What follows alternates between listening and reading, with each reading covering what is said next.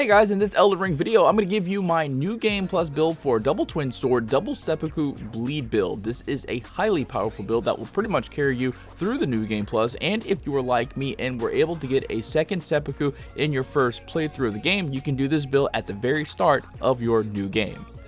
How I put this build together is to get the second twin sword.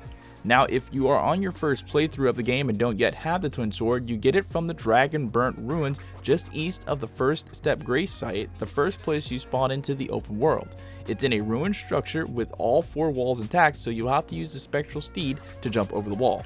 It's in an underground chamber, seen here on my map.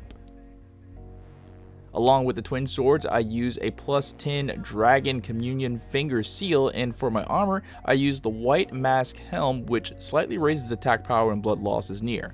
My chest armor is the Zamor armor, the arms are the Azure manchettes or manchets, I can't pronounce that word, and the pants are the Preceptor's trousers.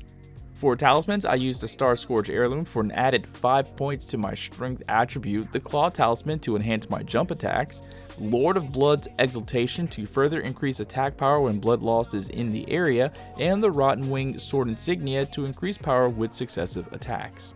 In my mixed Wondrous Physic, I go with the Thorny Crack tier, which boosts successive attack power, and the Stone Barbed Crack tier, which makes it easier to break enemy stances and stagger them. For my buff spells, I use the 3 standard incantations, Golden Vow to buff attack and defense, Blessing of the Erd Tree for healing over time, and Flame Grant Me Strength for increased attack power. This build works on just about any enemy in the game. If it bleeds, it will take serious damage from this build, and sometimes even if they don't bleed, the power of 2 high-level twin sword jump attacks with the Stone Barbed Crack tier is enough. The way that I make this build work is I start any fight by using all 3 of my buff spells. Blessing of the Erd Tree is super important here because it gives you healing over time, which is a must when using seppuku because it does take your health, and using 2 of them at once lowers your HP by a lot. Then after I'm done buffing, I use seppuku Ash of War on both of my twin swords. If you are on PlayStation console and you don't yet know how to activate an Ash of War on both weapons when dual wielding, it's simple. First, hold the triangle button and then press L1.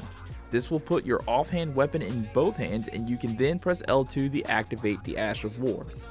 Press and hold the triangle button again, and then again tap L1 to return the weapon to the offhand, and then just press L2 on the Ash of War in your other weapon, and then both weapons will have the blood effect around them.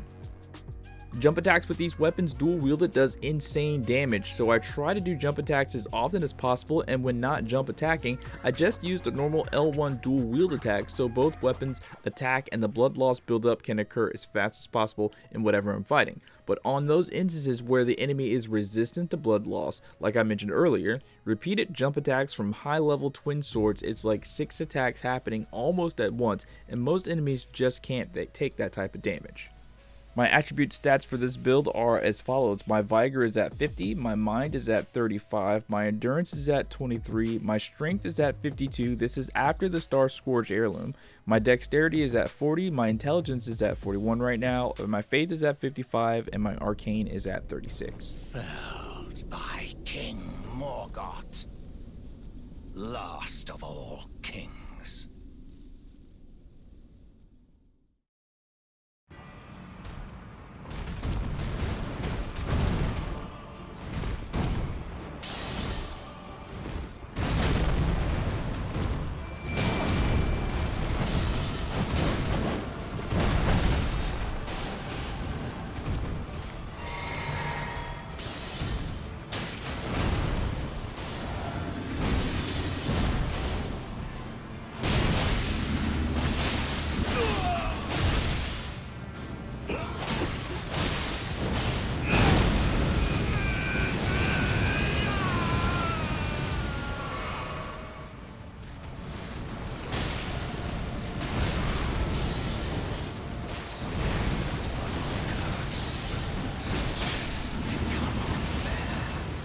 Thy part in this shall not